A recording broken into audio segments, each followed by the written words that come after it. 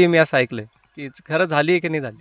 कर्जमाफी फक्त घोषणा झालेली आहे, परत म्हणजे शेतकऱ्याला त्याचे फक्त घोषणेमुळं शेतकरी आनंदित आहे. बाकी ॲक्च्युली जे शेतकऱ्याच्या खात्यामध्ये काही जमा झालेलं नाही. बँकावर म्हणते गव्हर्नमेंटचा काही GR नाही आला किंवा आम्हाला काही आदेश नाहीत.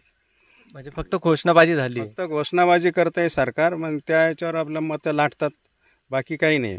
माफ झालं तर मग दुसरं कर्ज द्या ना आम्हाला. माफ केलं तुम्ही, मग आम्हाला दुसरं कर्ज द्या ना ताबडतोब. माफ झालंय का? झालंच नाही तर मग दुसरं द्या. आम्ही बँकेत चक्र मारू आलो ना कर्जासाठी, देत नाही ते. बँकेनं आमचे खाते बंद करून टाकले. काय कशामुळं काय करा? कर्ज थकलेलं आहे म्हणून खाते बंद केले. बँकेनं खाते सुद्धा बंद केले.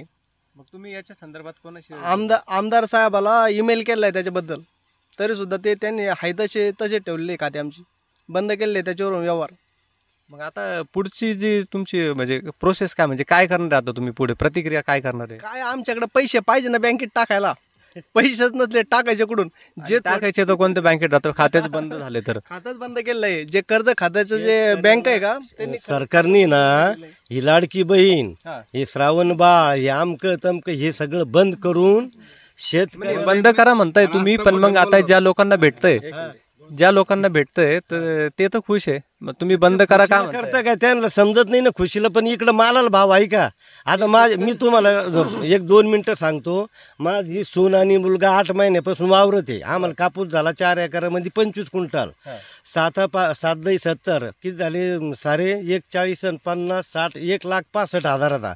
8 महिने त्यांची मजुरी धरा, 800 रुपये धरा. ती मजुरी किती होती पहा तुम्ही. 8-80 म्हणजे 8-24 म्हणजे 2 लाख रुपये त्यांची मजुरी झाली.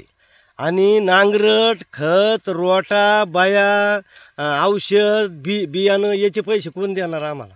नफा तर नाहीच, पण हे गेलं ना अक्षरशः ही 100% गोष्ट खरी नाही. याच्यावर मी आता सिटीतला जो सर्वे केला तर त्यांचं म्हणणं आहे की बंद नाही झालं पाहिजे, तुम्ही कशाला असं करताय म्हणे की ज्या खायचं ना मग त्यांना बसून खायचं. योजना चालू झाल्यामुळे मजूर भेटणार नाही इथं. पहिलेच काही लोक आहे ना, पहिलेच काही आळशी आहे. भाव 4,000 रुपये.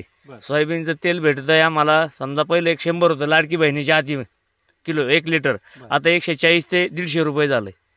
लाडकी बहीण आल्याच नंतर? हा, लाडकी बहीण आल्याच्या नंतर.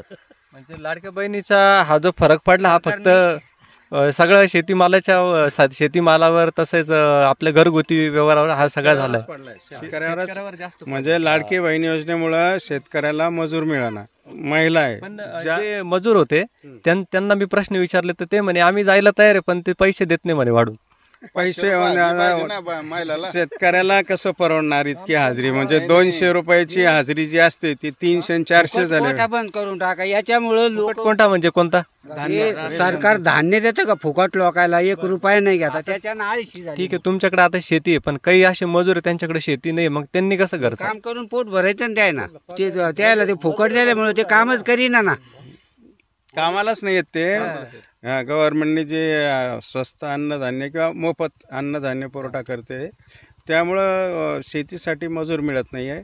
लाडकी बहीण असू द्या किंवा शेतकरी सन्मान निधी ते आरामशीर मिळतात आणि ते फक्त छोट्या शेतकऱ्यांसाठी आहे. समजा लोकांना लगेच काम होत नाही, त्या लोकांसाठी स्कीम करा तुम्ही. म्हाताऱ्या बाया एकदम 60-70-75 वर्षाच्या लोकांसाठी. हे तरुण आता 20 ते 60 वर्षाच्या बायांना 1,500 रुपये महिन्याला. अहो ती गेली तर ती 500 रुपये रोज कमवून राहिली. ती उगत्या धंद्यामध्ये 3 दिवसातच 1500 रुपये येऊ राहिले. पण इकडं बाकीच्या याच्यावर परिणाम झाला ना. मग तरी पण भरपूरशी अशा समस्या आहे की नाही त्या तेवढ्या 1500 रुपयात पण होत नाही. तुम्ही म्हणताय की त्यांना पर डे 500 रुपये भेटत आहे, पण ते मजूर म्हणते आम्हाला 300 रुपये भेटत आहे. आम्ही 500 रुपये रोज बाया कमी ती ना आमची. पण मग या 500 रुपये रोज कमीलेला हा बरा. पण ह्यो 1,500 रुपये ही योजना आहे ना, हिनं गोड त्याला आग लावली, याला आग लाव त्याला आग लाव झालं वाढलं ते सगळं. हा अहो आज 2,000 रुपये घेऊन जा तुम्ही, आठवड्याचा बाजार व्हायला तयार नाही ना. 5,000 रुपये घेऊन जा, आठवड्याचा बाजार होईना. आमचं कपाशीचं झाड बघा तुम्ही. आणि आता याच्यावरती कसं आम्ही पोट पाणी कसं करायचं किंवा काय कसं करायचं, कर्ज कसं? मला नाही समजलं म्हणजे काय. कपाशीचं झाड एवढं वाढलं यावर्षी. बरोबर, एवढंच वाढलं. हा, मग आता काय, आता इथूनच जमिनीतूनच उपटलं. याच्यावरती आता काय करायचं? याला 2 कायरे आई बघतात.